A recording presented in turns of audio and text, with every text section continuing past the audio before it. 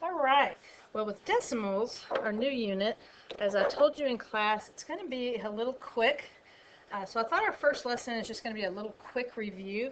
These are skills that should have been exposed to previously, but a little quick review never hurt anybody. So when you're adding and subtracting decimals, really quickly, you just line up the decimal point, add or subtract as usual, and then bring down the point. So when I'm adding, I usually try to put the one that's got more digits given on top, but I'm just going to fill in zeros. They don't add any meaning to the decimal, but they help you to line everything up. So 13, bring down that decimal, and that's 11.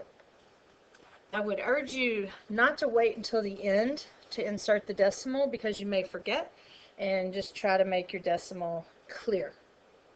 That's it, nothing else. Now over here, I switch the numbers and I'm subtracting. This is usually, if someone's going to mess up, this is usually the place. So 7.9 on top, and I have to put the 3 underneath the 7 because you have to line up the decimals. The biggest mistake I see made is students bringing down the 5 and the 6. Well, that would only happen when you're adding, like over here, but in subtraction, putting in the zeros is extremely helpful because you are going to have to do some borrowing. So since 6 from 0 I can't do, so this becomes a 9, this becomes an 8, and now I have a 10. Now I can subtract. 4, 4, 4, 4. And we're done.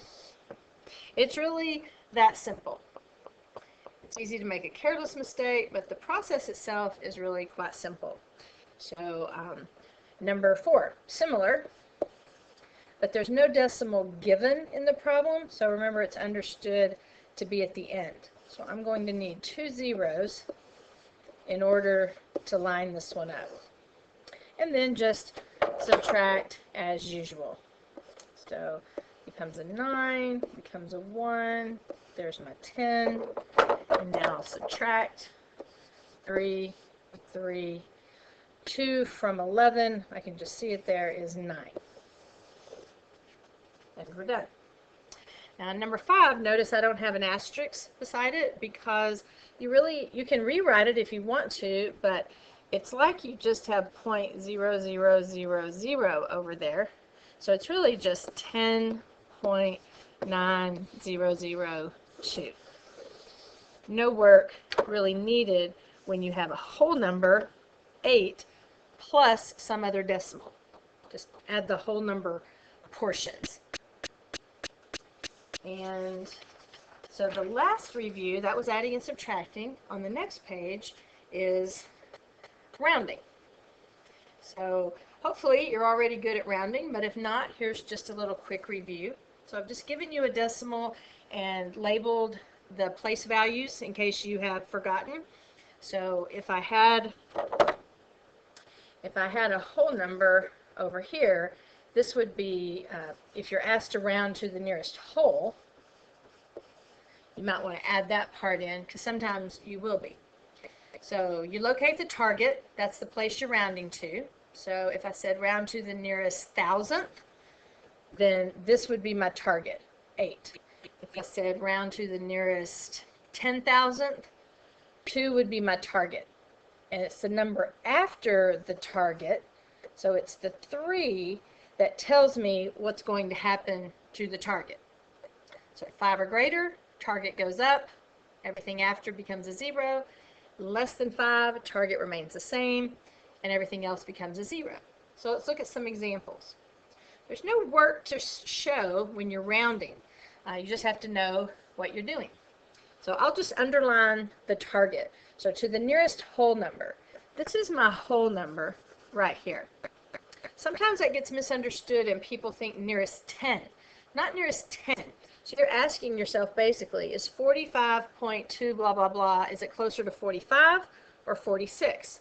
Well, you look at the number to the right of the target and it is less than 5. So the 45 remains and everything else becomes a 0. So I could write this, but I don't really need the 0.000. When it asks you to round to the nearest whatever, you really want to stop there. And I'm writing the approximation symbol. That means you have approximated. You have rounded. So you don't want to put an equal sign. Let's go to nearest thousandth. Let's erase this. So my target, thousandth, it's tenths, 2 is in the tenths, 6 is in the hundredths, 0 is my target. That's the number. It's either going to stay the same or increase. Well, when you look at the number to the right of the target, the 9 is telling me what's going to happen to the 0. Well, it's greater than 5, so the 0 increases to 1. So you have 45.261, and then everything after that becomes a 0. So I don't need to write it, but if I did, they would be zeros. If it says nearest thousandth, your answer should stop with a number in the thousandths place, even if that number happens to be a 0 sometimes. And that is approximately. You really want to practice getting in the habit of writing the approximation symbol. So nearest hundredth. Let's go back. Circle or indicate somehow our target. Hundredth is the 6. So the 0 is telling me what's going to happen to the 6. Will it stay the same, which means you're rounding down, or will it go up, which means you're rounding up? Well, so 45.2, the 0 means the 6 remains the same. And done. Nearest tenth.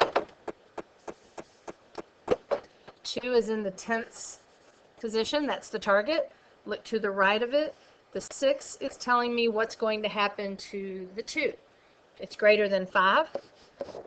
So my 2 is going to increase. Everything after that becomes a 0. 10 thousandths. So we're at tenths, hundredths, thousandths. This is 10 thousandths. So 9 is my target. This one is a little more complex. The 8 is going to make the 9 increase, but the 9 has to go up to being a 10. So since it increases and becomes a 0, you actually end up having to increase the 0 before that. So this one you might star. It is just a little bit more complicated. It's going to extend the page a little bit right there. Oops. Now I can't see my number. Sorry. So it's 45.26, and this is the place I'm rounding this one, but it becomes a 0 and the 0 becomes a 1. But notice how I'm putting a 0 at the end, because if it says to round to the nearest 10,000th, you're supposed to have a number in that position. And even though it's equivalent, if you left the 0 off, that is the proper form for rounding. So nearest 100,000th. Well, this one only goes out to the 100,000ths. This is your tenths, hundredths, thousandths, 10,000ths, 100,000ths. Well, the only thing that would be out here after it are zeros. So if you round to the nearest 100,000th, it's really just going to be the exact same thing.